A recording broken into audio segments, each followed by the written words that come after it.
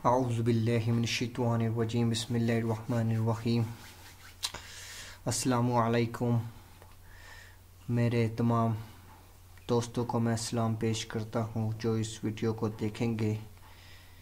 C sharp के tutorial number 2 में आज हम सीखेंगे कि सिलेक्शन स्ट्रक्चर में बताता चलूँ मैं आपको कि 4-5 स्टेटमेंट्स आती हैं। इफ़, एल्स इफ, उसके बाद आ जाएगी इफ एल्स, उसके बाद आ जाएगी switch statement, nested if else statements. Selection structure के पहली वीडियोस के अंदर आपको मैं इफ एल्स या इफ स्टेटमेंट्स बताऊंगा, तो आप इसको ट्राई कर सकते हैं। इफ एल्स के थ्रू भी आप ट्राई कर सकते हैं, आप एल्स इफ के थ्रू भी ट्राई कर सकते हैं। उसके ट्यूटोरियल्स की वीडियो मैं इंशाल्लाह ताला नेक्स्ट वीडियो के अंदर आपको सारा क्लियर करवा दूंगा। इस सिलेक्शन स्ट्रक्चर के अंदर सिर्फ हम एक बेसिक प्रोग्राम बनाएंगे इफ़ का। इसमें हमारे पास आपको डिस्प्ले में नज़र आ रहा होगा फॉर्म 1 की सूरत में आपको एक फॉर्म नज़र आ रहा है। उसके अंदर एक नेम का टेक्स्ट बॉक्स है, एक मार्क्स का टेक्स्ट बॉक्स है, एक रिजल्ट का टेक्स्ट बॉक्स है, एक हमारे पास ये जो बड़े वाला टेक्स्ट बॉक्स है ये हमारे पास टेक्स्ट बॉक्स डिस्क्रिप्शन है। आप सोच रहे होंगे ये बड़ा कैसे हो गया टेक्स्ट बॉक्स, तो ये बहुत आसान है। टेक्स्ट बॉक्स आप यहाँ से टेक्स्ट बॉक्स कोई भी टेक्स्ट बॉक्स लेके आए, इस एरो पर आप जैसे ही क्लिक करेंगे, इस एरो पर क्लिक करेंगे तो आपको मल्टी लाइन प्रॉपर्टी नज़र आ रही होगी। आप मल्टी लाइन प्रॉपर्टी पे क्लिक करेंगे, उसके बाद आप जितना मर्जी बड़ा कर सके इसे कर सकते हैं टेक्स्ट बॉक्स को बड़ा। मैं इसको डिलीट कर देता हूँ क्योंकि मेरा काम है। तो मैं 2 बटन लेकर आया हूँ, एक प्रोसेस का बटन है और एक क्लियर का बटन है। क्लियर का बटन क्या फंक्शन करेगा, जो नेम के अंदर, मार्क के अंदर, रिजल्ट के अंदर या फिर इस टेक्स्ट बॉक्स के अंदर जो भी चीज़ लिखी जाएगी, जैसे ही हम क्लियर के बटन के ऊपर क्लिक करेंगे तो ये सारा चीज़ें क्लियर हो जाएगी। उसी तरह हम प्रोसेस के पीछे कोडिंग करेंगे। और नंबर 2 इस ट्यूटोरियल में हम सीखेंगे कि एक लाइन से दूसरी लाइन पर कैसे जाता है या कैसे कर्सर मूव होता है। तो इस ट्यूटोरियल सीरीज़ की प्रोग्रामिंग का आगाज़ करते हैं। मैं उम्मीद करता हूं कि मेरी पुरानी वीडियो आपने देखी होगी। उसके अंदर टेक्स्ट बॉक्सेस लाना, रिजल्ट लाना, लेबल लाना, कैसे हम इसको डिज़ाइन करते हैं टेक्स्ट प्रॉपर्टीज़ विंडो में जाके।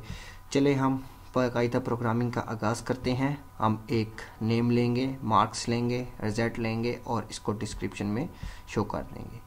तो रिजल्ट में बेसिकली हमारा ये होगा, अगर 50 मार्क्स है तो डी कंसीडर होगा, अगर 50 से लेस मार्क्स है स्टूडेंट के तो वो फेल होगा, अगर 80 से अबव है तो उसका ए ग्रेड होगा, अगर 70 to 80 के दरमियान है तो उसका बी ग्रेड होगा, 60 to 70 के अगर दरमियान है तो उसका सी ग्रेड होगा। चले आइए हम प्रोसेस के पीछे कोडिंग करते हैं। हम इसको डबल क्लिक करेंगे तो हमारे पास private void button click object sender event ArcGIS के नाम से हमारे पास एक फाइल आ जाएगी। चले हम इसको बाकायदा आगाज़ करते हैं। स्ट्रिंग नेम, दूसरा वेरिएबल्स लेने की ज़रूरत नहीं है, इंट और मार्क्स का वेरिएबल लेंगे। नेम के अंदर हम क्या असाइन कर देंगे, नेम के अंदर हम असाइन कर देंगे txt name डॉट टेक्स्ट के नाम से हमारे पास एक टेक्स्ट बॉक्स है, वो हम कन्वर्ट कर देंगे। यहाँ पर आप गौर कीजिए, कल हमने इंट लिया था तो अब हमें एरर आ गया था टेक्स्ट बॉक्स, क्योंकि हम स्ट्रिंग की वैल्यू इंट के अंदर कन्वर्ट कर रहे थे। तो ऐसा नहीं होता इधर, ऐसा ये स्ट्रिंग हमने एक वेरिएबल लिया, इसके अंदर हमने टेक्स्ट नेम डॉट टेक्स्ट का जो भी हम वैल्यू देंगे वो स्टोर करवा दी नेम के अंदर। तो यहाँ पे हमें एरर नहीं, क्योंकि एक स्ट्रिंग वैल्यू ही स्ट्रिंग के अंदर जाती है। अब हम करेंगे marks is equal to txt marks dot text.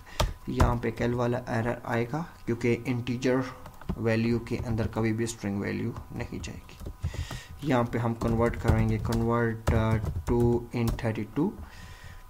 जैसे ही हमारा ये हो जाएगा, कंप्लीट हो जाएगा, तो टेक्स्ट बॉक्स के अंदर जो भी हमने एग्जांपल के अंदर 40 किया प्रिंट, 40 हमने लिखा वहाँ पे, तो 40 हमारा मार्क्स के अंदर आ जाएगा।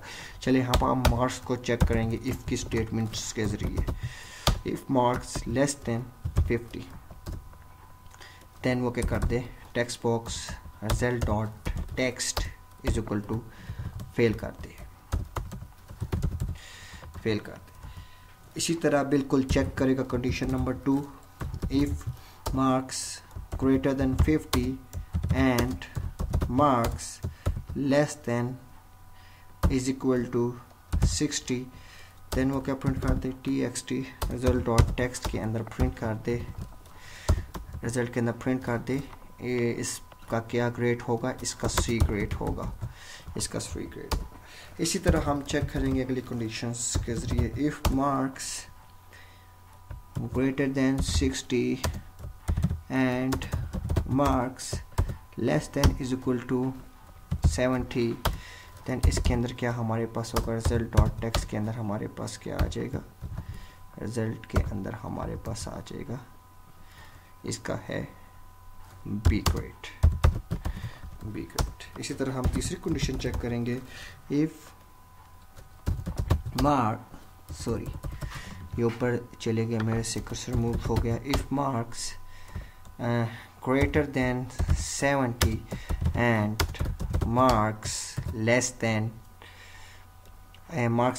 80 देन इसका क्या आ जाए, txt रिजल्ट डॉट टेक्स्ट इसका क्या आ जाए, बी प्लस ग्रेड। इसी तरह अगर हम करना चाहें तो कर सकते हैं, इफ txt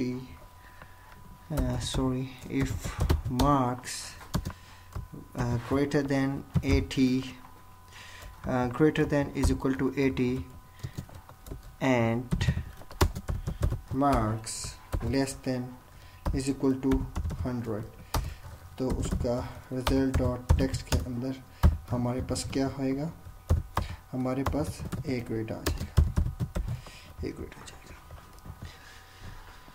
तो यहाँ पर आपने एक बात नोट की होगी कि अगर यूज़र 100 से अबव नंबर दे दे तो क्या होगा, तो 100 से अबव नंबर देगा तो बेसिकली उसे एक एरर जनरेट होना चाहिए कि आपने 100 से ऊपर रकम दी है तो ये कंसीडर नहीं होगी।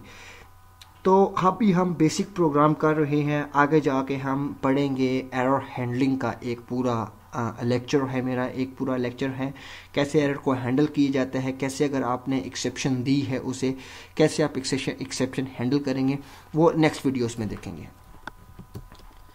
ये हम प्रोग्राम अब रन करके देखते हैं। अभी प्रोग्राम कंप्लीट नहीं हुआ है, हम सिर्फ चेक कर रहे हैं। फिरोज दिया, मार्क्स दिया 40 एंड रिज़ल्ट का प्रोसीजर डिस्प्ले होगा तो आपको नज़र आ रहा होगा 40 पे फेल है। यहाँ पे हमने 50 दे दिए तो हमें कंसीडर कर रहा है फेल है। यहाँ पे हमने 51 दिए गए तो कंसीडर करेगा सी ग्रेड।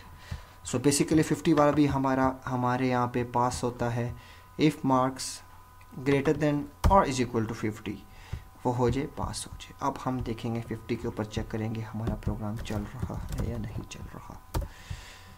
मार्क्स देंगे 50, देखेंगे C grade. So it is working. अब हमने सारी डिस्क्रिप्शन, हमने टेक्स्ट बॉक्स डिस्क्रिप्शन का जो हम टेक्स्ट बॉक्स लेके आए थे, ये सारे फॉर्म के ऊपर जो हमारा नेम है, ग्रेड है, रिज़ल्ट है, वो सारा हमने टेक्स्ट डिस्क्रिप्शन के ऊपर डिस्प्ले करवाना है रिज़ल्ट। तो कैसे करवाएंगे? बहुत आसान। txt description dot text is equal to, कैसे करवाएंगे हम? यहाँ पे नेम लेंगे plus environmental dot new line पे जाएंगे, plus environmental dot new line आपके लिए यहाँ पे नया है तो मैं ये आपको बताता चलूँ। इन्वायरमेंटल डॉट न्यू लाइन हमारा कर्सर अगली लाइन पर ले जाएगा। मीन्स के एक रो से दूसरी रो पर जाने के लिए हम environmental dot new line use करते हैं, environment dot new line use करते हैं। बिल्कुल ऐसे ही जैसे आपने C++ के अंदर /n पढ़ा होता है, /n पढ़ा होता है, या C++ के अंदर आप ENDL यूज़ करते हैं, तो उसी तरह यहाँ पे इन्वायरमेंट डॉट न्यू लाइन काम करता है, अगली लाइन पर लेकर जाता है। तो प्लस का निशान बेसिकली कॉन्कैटिनेशन के लिए यूज़ होता है, कॉन्केटिनेशन के लिए यूज़ करने के लिए हम प्लस का साइन यूज़ करते हैं। तो यहाँ पे हमने नेक्स्ट क्या लेके आना है, हम यहाँ पे नेम तो हमारे पास आ गया। नेक्स्ट हम लेकर आएंगे जो हमने दिए होंगे, टेक्स्ट बॉक्स पे देख लेते हैं, मुझे भूल गया, टेक्स्ट बॉल मार्क्स, यहाँ पे txt marks डॉट टेक्स्ट, ये हमारे पास मार्क्स आ जाएंगे, जो भी टेक्स्ट बॉक्स के अंदर मार्क्स आएंगे वो हमारे पास यहाँ पे। उसके बाद वापस इन्वायरमेंटल डॉट न्यू लाइन, उसके बाद वापस कॉन्केटिनेशन करवाएंगे अगले वेरिएबल से, txt result डॉट टेक्स्ट। तो ये हमारा प्रोग्राम कंप्लीट हो चुका है, पार्ट 1 इसका कंप्लीट हो चुका है। फिरोज मार्क्स दिया 90, रिजल्ट दे दिया, रिजल्ट उसका।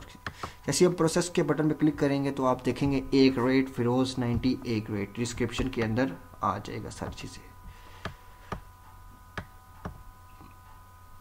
इस ट्यूटोरियल का पार्ट नंबर 2 हमें क्या कहता है, पार्ट नंबर 2 हमें कहते हैं कि जैसे हम क्लियर के बटन पर क्लिक करें तो हमारे पास सारे टेक्स्ट बॉक्सेस एम्प्टी हो जाए और ये वापस से उसी तरह इनके अंदर कुछ ना लिखा हुआ आए। चले आए, इसको हम अब करते हैं। फॉर्म डिज़ाइन पे जाएंगे, क्लियर के बटन पर 2 दफ़ा क्लिक करेंगे तो ये क्लियर का बटन आ जाएगा आपके पास। ये बहुत आसान है।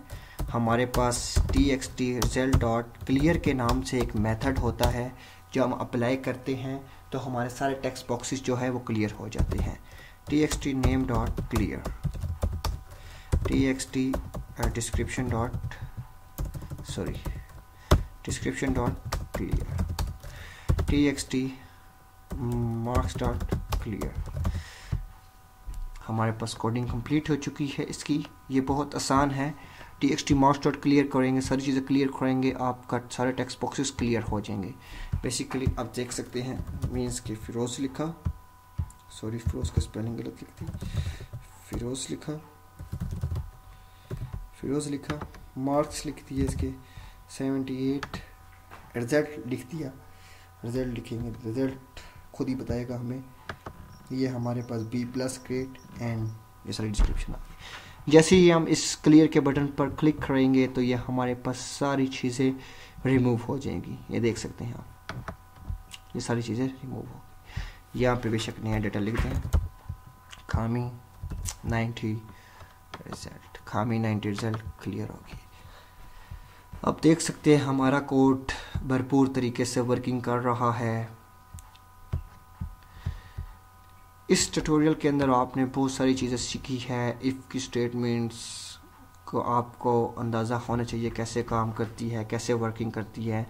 आने वाले ट्यूटोरियल्स के अंदर मैं आपको इफ़ एल्स इफ और स्विच स्टेटमेंट का बताऊंगा। पूरे 3 स्टेटमेंट एक ही ट्यूटोरियल में ख़त्म कर दूंगा।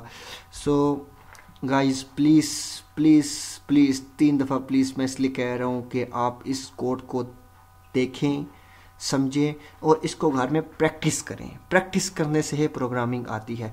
इस कोड को आप मुख्तलिफ तरीक़ों पे अप्लाई कर सकते हैं। अब इस कोड को आप इफ़ एल्स के अंदर भी, आप अगर आपने C++ पढ़ी है, आप अप्लाई कर सकते हैं। एल्स इफ के अंदर भी अप्लाई कर सकते हैं। चले मैं आपको सारी चीज़ें करवा दूंगा ट्यूटोरियल के ज़रिए, लेकिन आप खुद भी हिम्मत करेंगे तो आपको प्रोग्रामिंग आएगी। सो आज के ट्यूटोरियल में यही चीज़, इफ़ सिलेक्शन स्ट्रक्चर शुरू कर दिया है हमने, तो मैं यकीन करता हूँ कि आपको ये ट्यूटोरियल पसंद आया होगा। सो प्लीज़ हमारा चैनल सब्सक्राइब करें, हमारी वीडियो को शेयर करें अपने स्टूडेंट्स के साथ। सो जो टीचर्स वगैरह देख रहे होंगे मेरी वीडियोस, तो वो रिकमेंड करें बच्चों को C# के ट्यूटोरियल। अगर बेसिक ट्यूटोरियल्स है तो यहाँ से सीखें, क्योंकि ये मेरी बेस है। यहीं से मैं बच्चों की बेस आगे लेके जाऊंगा। तो आगे इंशाल्लाह ताला मैं आपको बहुत सारी चीज़ें C# के अंदर सिखाऊंगा, बहुत सारी चीज़ें C# के अंदर सिखाऊंगा। डेटाबेस के साथ कनेक्टिविटी, इंटीग्रेशन कैसे करवाई जाती है, इसके अंदर हम कैसे सिंपल सा प्रोजेक्ट बनाया जा सकता है, कैसे इवेंट के ऊपर काम किया जा सकता है, कैसे मार्केट के अंदर काम होता है, मैं आपको हर चीज़ सिखाऊंगा। सो अगर आपको ये वीडियो मेरी पसंद आई हो, या इसके अंदर कोई नुक्स हो, या इसके अंदर कोई आपको बात समझ ना आ रही हो, आप कमेंट्स करके मेरे से पूछ सकते हैं। मैं इंशाअल्लाह ताला अगली वीडियो जो बनाऊंगा वो उसी कमेंट्स को देखकर, आपने जो मुझे कमेंट किए होंगे उसी को फॉलो करूंगा और उसी जैसी वीडियो एक बनाने की कोशिश करूंगा। मैं उम्मीद करता हूँ कि आपको ये वीडियो पसंद आई होगी। तो आने वाले ट्यूटोरियल्स के लिए खुदा हाफिज़, अपना ख्याल रखें। शुक्रिया।